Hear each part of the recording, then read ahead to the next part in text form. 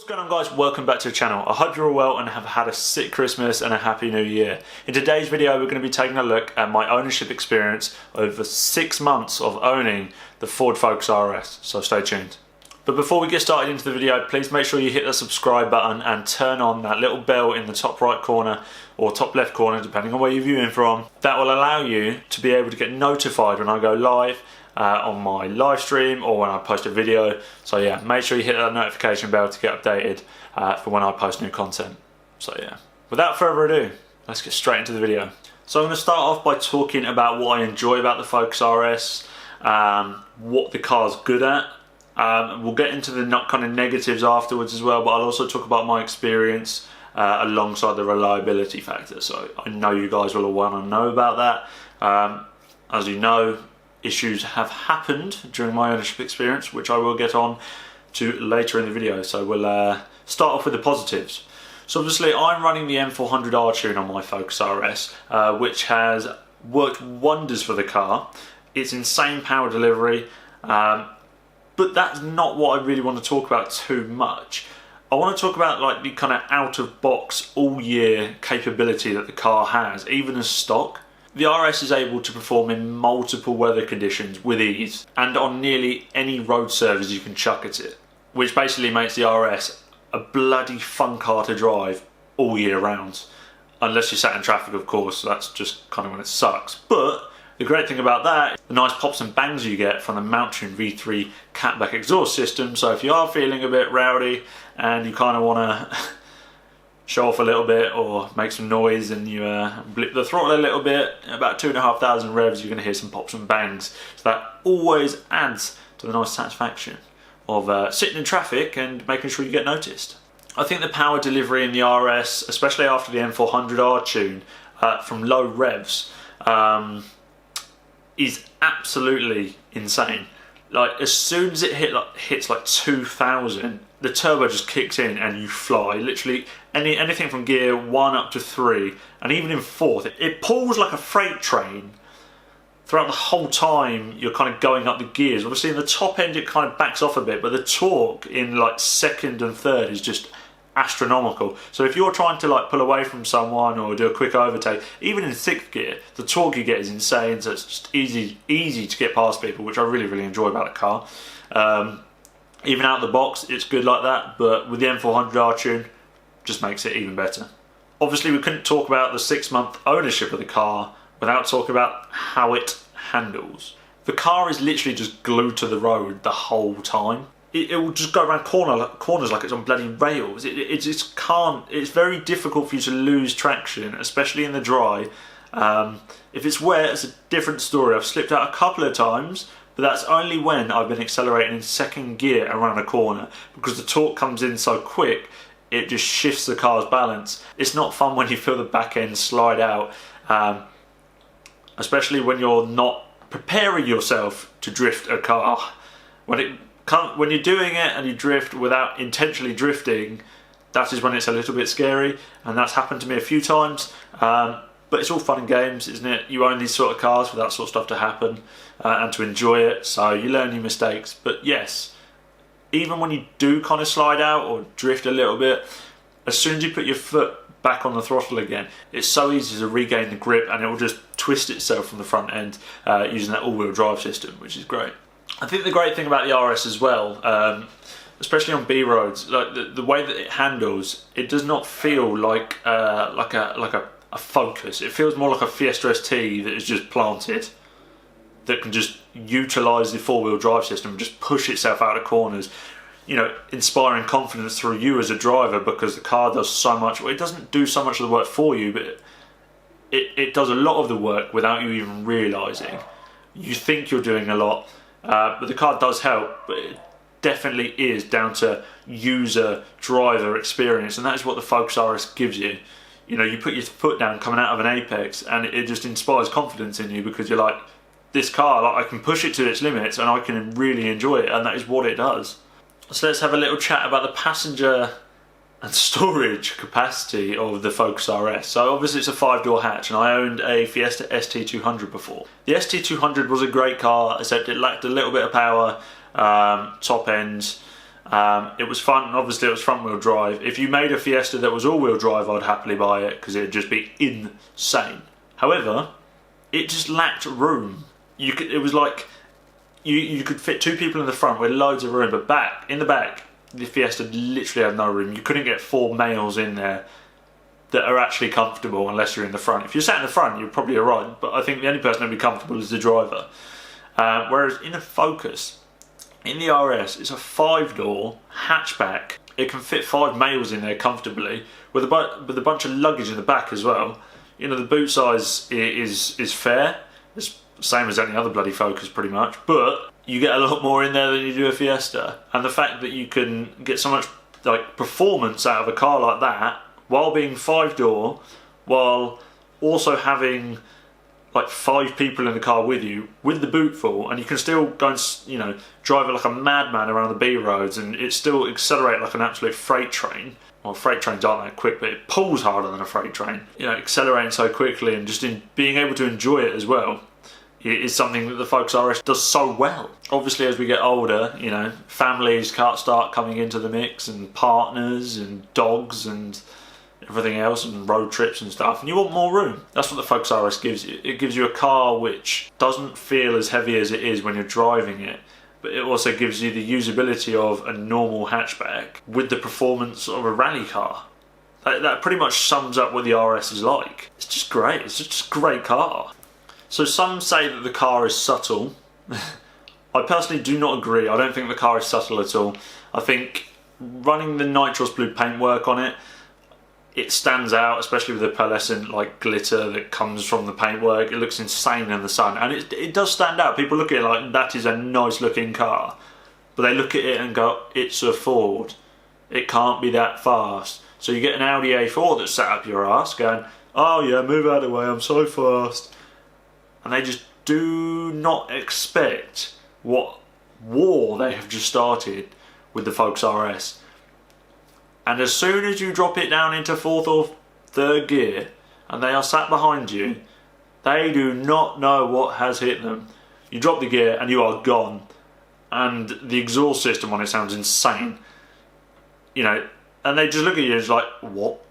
I've just been outdone by a Ford Focus. And they're like, but I drive an Audi A4, I drive an A5. How has that happened? Because, sir, or madam, your car isn't that fast. It cannot beat a Focus RS. And the Focus RS is the ultimate family hot hatch. Yes, I said it. It is the ultimate family hot hatch. In my personal opinion anyway. However, I think it's subtle to some people. However, in the UK I don't think it's that subtle, because the scene for Fiesta STs and, you know, Z-Tech S's and 1 litre EcoBoosts are so big here. Obviously all the younger people wanting to get nice looking cars, they buy Fiestas because they are good cars, and the STs are quick. Even the 1 litres are pretty quick, but as soon as they see an RS, people are like, yeah, I want to challenge that. And it's like, mate, come on, you're in a 1 litre EcoBoost, what's the point? But because you're in the RS, you have to make that point. You are the king of the hot hatch family of the Fords. You have to make the point that your car is faster than theirs. If you agree with me, like the video. You have to prove that your car is the king until you get next to a Fiesta ST that's running a stage 3 hybrid turbo, and that thing will just batter you on a rolling race, which is not fun, but it happens until you're like stage 3 in the Focus RS, and then boom, see you later, nothing can keep up with that. Well, the things can keep up with that, but you know what, a Fiesta ST running a hybrid turbo cannot keep up with a stage 3 Focus RS running nearly 550 brake horsepower. All-wheel drive as well. So let's talk about the tyres. So obviously it's running the Michelin Pilot Sport 4s, which are great tyres. They're probably the best you can probably get for it. Not massively great in winter, great in summer, but I've had no issues. I've ran the same tyres on them since I've had the car, and I haven't had to change them. I think they will need changing soon. I'm pretty sure they're sat on about 4 mil. So yeah, they're just good tyres. Not too much else to say about that. Good tyres. They grip well. Economy-wise, they're good. You don't really hear noise from them either, which sounds stupid, but some tyres make more noise than others. So that's nice.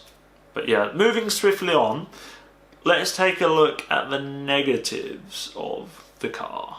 So some of the negative things I wanted to talk about the car after owning it for 6 months and realising, you know, what is it like to drive this every single day? Well, it's alright, it's fun, the power's there when you want it. However, it has a thing called veering steering. You'll be driving along the road and all of a sudden, because of the way the camera and the wheels set up on it, it will find every crack and crook and everything in the road that is not perfectly smooth, and it'll veer off to one side, and you're like fighting it all the time, especially if you're on a B road, because you'll be driving hard and then the next thing you know, you've veered off to the left because it's found a little dip in the road, and you're just like, oh crap. Because if you hit one of them wrong, it can really put you off. No matter how good a driver you are, it can put you off unless you have very, very, very, very good reactions. So yeah, it pulls either which way it wants to. You do get a bit of torque steer as well, because the amount of power that's going through it, you're going to get some. However, you don't really get much like that in an Audi. I must say, when I drove the RS3, you didn't really get any torque steer. It was just linear, boom. Whereas you definitely get torque steer in the Focus RS, so that's something to be aware of if you're looking to buy one. Obviously, let's talk about ride comfort as well. So I drive mine 40 miles a day, 20 miles there, 20 miles back on a commute to work, and it's alright. Depending on how I drive, if it's on a motorway, it's alright, it's nice and smooth, just like most other cars are. But you take it on a back road or any country road and the ride is very, very firm. It's like boom, boom, boom, boom, thud, thud, thud, going through the road. And you know, you can ask my partner Amanda, she hates the ride in the Focus RS. I personally thought it was actually comfier than the Fiesta ST within the first month. And then kind of living with it for 6 months, I kind of realised, no, that is not correct. And as soon as you put it in race mode, yeah, just be prepared to have some spine realignment at the end of your ownership experience. Yeah, not that fun. But at least you get to feel the road. This is what I always say. And funnily enough, right, I'm someone that gets travel sick. So if I'm in a car that is very bumpy and I go with the car, it's like thud, thud, thud. It's alright for me, I don't mind that. But for my passengers, they hate it. I like the bumps. It makes me feel like I'm actually going with the car rather than the car trying to smooth itself out. So yeah, to me, it's not that bad. I don't mind the ride quality of it, but I know passengers will hate it. 100%. The people I've taken in my car, they're like, why is your car so bumpy? It's like, it's just the ride quality of it. You wouldn't be able to get this experience if it wasn't like this, I promise you. And they're just like, okay, liar. Why do you have this car? I don't know. I just bought it because I liked it. But yeah, the ride quality is something that could be worked on, and I know a lot of reviewers previously said that it was too firm. I can agree with you, it is quite firm. I don't mind it too much, but it is firm, so if you are looking to get one, just be wary of that. Make sure you take it for a very long test drive to understand what I mean. I've also, so you get a lot of interior sound, like there's a lot of knocking, there's a lot of things. The interior of the car doesn't massively feel well put together, but then again, it is Ford. We all know that the Mustang isn't very well put together either. It's not meant to be the highest of quality, but you expect a certain amount of like standards when you're spending 40 grand on a car new. You know, it's a fair interior, but I don't think it's worth, you know, it's not a 40 grand's worth interior, if you get what I mean, car wise. It's not an Audi, it's not a Merc. However, I would expect it to be slightly better, and for some reason, whenever I'm driving mine, you hear a lot of rattling. There's a lot of rattling in the car when you're driving. And I've got the JLR, is it JLR or JCR? It came with its seat lowering kit on both the passenger and driver's seats. So it probably rattles a bit more and you're slightly lower. I know a lot of people complain about the seat height. However, I haven't really experienced that issue because, yeah, it already had the kit. So I've never driven a stock one that's been that high up. Actually, but I've been in one and it does feel higher. However, I'm very comfortable in mine. However, I think there's a lot of rattling that goes on. The plastics knock against each other when you're driving hard. But even when you're like driving down the motorway, like you hear it as well, and it's really agitating. You're like, what is that noise? And you sat there like trying to hit things to shut up, shut that up, and you sat there thinking, is it the bottle down there? No, it's not the bottle. It's just It's just a speaker rattling inside the bloody the casing. Like, great, I need to go and get that fixed now. So yeah, that's another negative. So obviously we've gone through the positives and negatives of owning the car. I've really enjoyed my ownership experience of it. When I've had the car to drive, and this is where I'm going to get on about the reliability issues of the car, and my main experience of owning the RS. And I think a lot of you will know that my engine blew up. It just went kapoof. Well, it didn't just go kapoof. I was driving it fairly hard, but no harder than it was meant to be driven. I wasn't even redlining it or getting anywhere near the red line. And eventually the engine blew up. You can go and watch that video. I'll put it up in the corner or somewhere and you can go and see what happened. There's pictures and stuff to what happened to it. Like, basically, I had a full engine replacement. And Ford blamed mount tune, which is not, you know, it wasn't mount tune that caused what happened. I think it's where the head gasket replacement was done badly at the dealership and they didn't bloody use the right sealant stuff on it, which I know has happened to other people who have got a Focus RS and had a head gasket replacement. And yeah, the engine went and I was without the car for like a month and a half and it sucked. I was driving around this like diesel, 1.5 diesel Fiesta, new shape, Mark 8. It was actually quite fun, but it was just boring in most areas. Apart from the fact that it was on slightly lower suspension and it was a van, so it made it slightly lighter, was probably the funniest part about it. But yeah, the Focus RS was gone for a month and it sucked. Luckily, Cavendish Car Sales, where I bought the car from, covered the cost. Ford wouldn't cover it. They were like, yeah, it's mount tune's fault. Mount tune were like, no, it's not our fault, it's Ford's fault because the engine sucks. They are a bit like chocolate.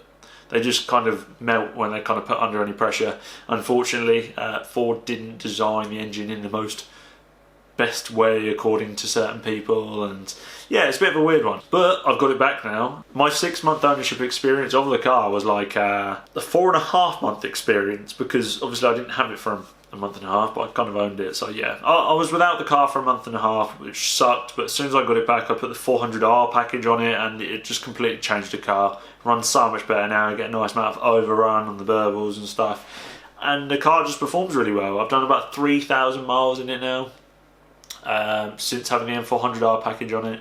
In total, over the 6-month period, I have only done, how many miles? I've done 5,000 miles. 5,000 miles in about 6 months, which isn't that bad. So averaging just under 1,000 miles, no, just slightly tad over 1,000 miles a month, which isn't too bad. But obviously, that's because I did have the car gone for a month and a half. So yeah. But other than that, the car's great. I love it, and I can foresee myself keeping it for a little bit longer.